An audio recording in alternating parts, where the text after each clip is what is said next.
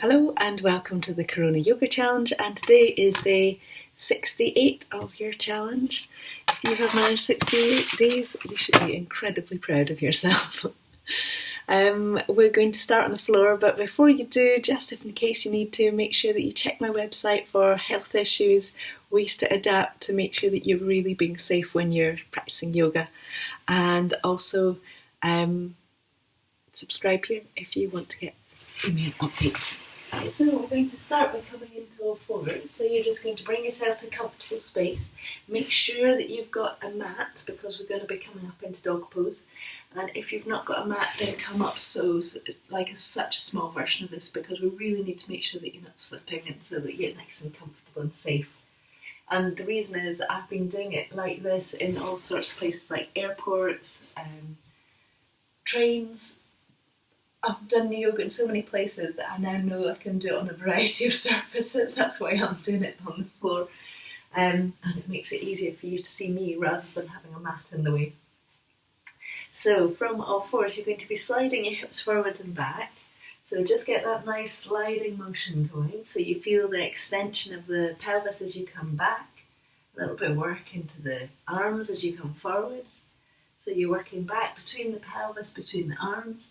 And then start to tune in with the sensations in the tummy as you come forward. So you're noticing, what do your tummy muscles do to bring your hips back? And then we're going to come up and into dog pose from here. So the hips are going to come back. You're going to press into your hands to lift up with your hips. So we've got that nice long feeling. So lots of feelings of length in the tail or in your lowest part of your sacrum, so right the way to the base of the spine. And then you're going to let your knees come down for a moment. You're going to let your body have a little bit of a move around in any way that it would like, so the back of your body relaxes and releases. And then we're going to come up again, and this time we're going to take a knee out to the side. So you might want to just watch this first, because otherwise I think it's going to be almost impossible for you to know what we're doing. So I'll do it nice and quickly. Hips are going to come back. We're coming up into dog pose. You're going to fold one foot in towards you, and then from there you're going to lift your knee up towards the ceiling. That's what we're going to do this time. And then the option is to extend the leg out and let it come out and back. But that's what we're going to do the second time. So it's just so you've got an idea of what we're going to be doing. So hips are going to come back. You're going to lift up and into dog pose. Get that feeling of lengthening through the legs. Spread down through one foot to let the other foot lift up, and it's going to come in. And then you're just going to take your knee out to the side in a kind of comfortable and even way, and you're going to see if you can keep your weight even between your hands. Bring your knee back down to facing the floor, down onto the ground. Even up for a moment. And then the other side. So first of all, the foot's just going to come in, and then the knee's going to come out a little bit to the side, so we've got a feeling of length in the arms and a little bit of lift. And the foot's going to find the floor, your knees are going to come down, and you're going to rest yourself all the way onto the floor. So either head all the way down, or higher up if it's better for you. Breathe evenly into the back of your body. Feel that nice sense of weight. And then we're going to come up again. This time we're going to bring the knee in just as we did, but with that option of opening it out and round. So we let the leg come out and up more, if you want to. So from all fours, you're going to slide your hips forwards and back. Hips are going to come back towards your heels. Press into your hands to lift up, get that feeling of length. You can come right the way up onto your tiptoes, so you get a lovely feeling of activity in the feet. And then you can gently sink your heels down. From here, you're going to take a foot in towards your hip.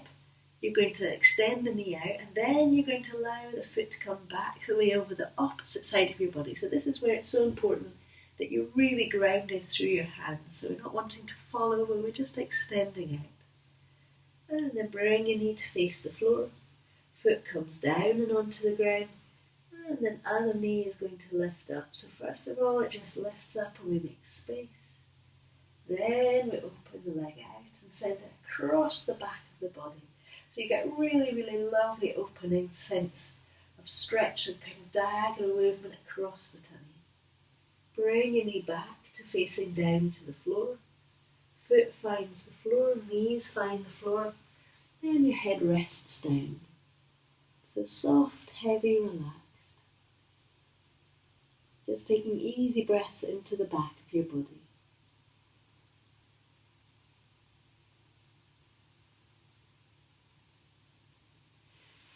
You're going to come up to standing now, so you're going to walk your hands back towards your feet. You're going to have a little bit of softness through the back of your legs. So you can fall forwards easily, head releasing down as if the crown is coming down towards the floor. And then bend through the knees, lift up through the pelvic floor, up through the tummy. Hands come all the way up and overhead, and then down to your heart. We're going to come to do a tree pose just now. So if you bring yourself so that you've got a bit of support beside you, you're going to take one foot up, you're going to float it out in front of you, and then you're going to take it out towards the side so that you've got a nice fluid movement of the hip, and you're just going to keep hold of either your knee, your shin or your ankle, and we're just going to keep allowing it to float out to the side, and then your other hand is going to come up and overhead. We're going to stand down through the supporting side to lift up through the side of the waist and the rib on that side, and then down through the shoulder. And then you're going to release your leg down and your foot down, so we come back to even. And at any point, please have a hand on the support rather than taking your hand up if you would like. We're going to bring that other foot up now, so you're going to bring the leg up, hands either going to hold onto your knee, your shin, your ankle, and you're going to start to let your knee come out towards the side. So we're working with that kind of fluidity in the hip here, so we're just allowing it to float out. And then when you feel that you've done that a couple of times, just let it settle. Free hand is going to come up and overhead. First of all, lengthen up and out through that side, so we become very aware of the whole of this side, and then sink down through your shoulder. So we get a feeling of lightness and steadiness. And then bring your hand down, release your leg down. Come back to both feet even and both feet settled. Got the farmer spraying the fields today, so I don't know if you can hear that, but he's driving past spraying a whole pile of stuff on the field. I'll just imagine that it's beautiful organic nutrients. Right, we're going to come to the first side again. So knee is going to come up. You're going to bring your hand in towards your ankle if it's comfortable, and this time you're going to allow your knee to come up the way. So we're working more with the hip opening. Oh, she goes for a wobble. So do take a hand onto the wall if you would like. You're going to let your other hand come up, and this time you're going to come slightly up and towards your knee. And then extend out, let your hand come down, and let your foot come down. Let both feet become settled. Get that feeling of spreading slightly back into the hips. And then we're going to do the other side. So leg is going to come up. You're going to take your foot close in towards you, and you're just going to let your knee move out. Free hand is going to come up and overhead. And then gently ease yourself in towards your bent knee. So towards that feeling of opening into the waist and into the rib cage. And then bring yourself up and out, and release your leg down so it's settled again. We're going to come down to the floor now, so if you want to bring yourself to sitting with your legs out in front.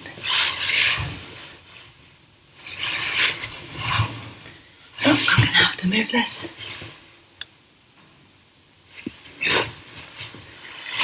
So you're going to have your legs sitting just bent in, and you're going to bring them in towards you, and you're going to take hold of your knees with your elbows so that it's almost like you're hugging in towards them. Do you see the difference in the back of my waist here? It's kind of coming back soft in the tummy, and then I can lift up through the tummy, draw in, so we come more towards those kind of natural curves in the back of the body.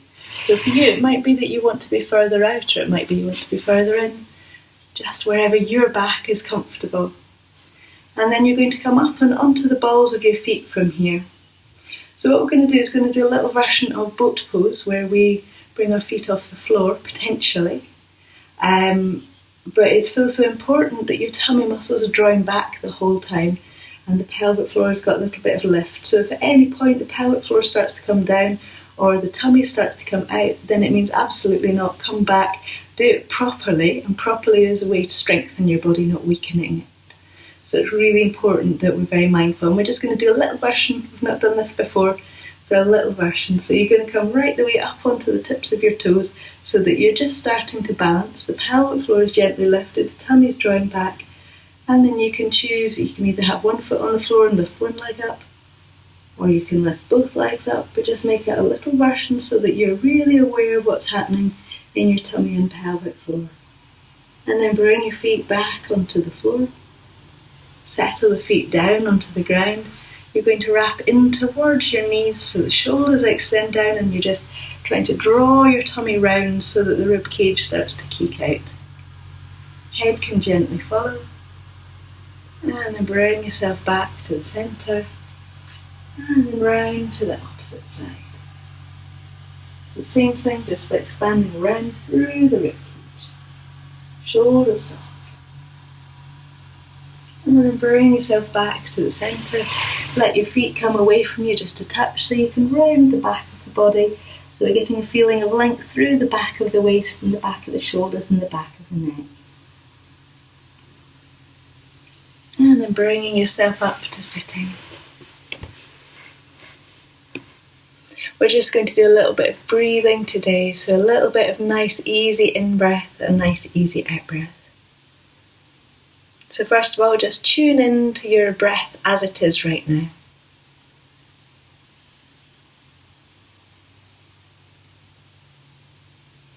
And we're going to start to focus on the movement of the diaphragm. So the diaphragm sits around here, it scoops round to the back. And it's almost like it's kind of beautiful doming balloon thing. And as you breathe in, the diaphragm has to move down to make space for the air in your lungs. And as you breathe out, the diaphragm scoops up and presses up and in. And it's almost like beneath my rib cage, there'd be almost like this balloon action going in. So we're just going to tune in with that area of the body so you can feel the movement of your diaphragm as you're breathing. So as you breathe in, notice how there has to be more space in the lungs, so there's a sense of expanding down the way. And as you breathe out, that doming has to start to lift up, and it's almost like the tummy starts to scoot back and up slightly as you breathe out. So just go with that easy breathing for you. And if you've got a super amazing tummy, you can actually really consciously do that. So you can actually, as you breathe out, scoot back with the tummy and suck your tummy up and underneath your rib cage. And if you can't do that, just imagine that you're a 6-year-old boy again. Again? Well, I'll just imagine I'm a 6-year-old boy again. I am female, just for the record. Dear, come on, Susanna. Yeah, just feel the action of your diaphragm.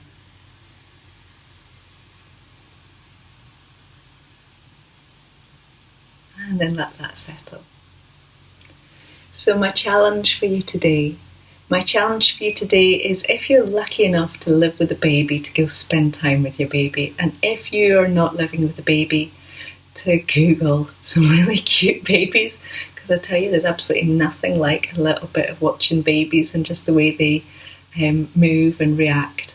And if you've not got any inspiration for doing that, Google the twins, or look on YouTube for the twins talking to each other.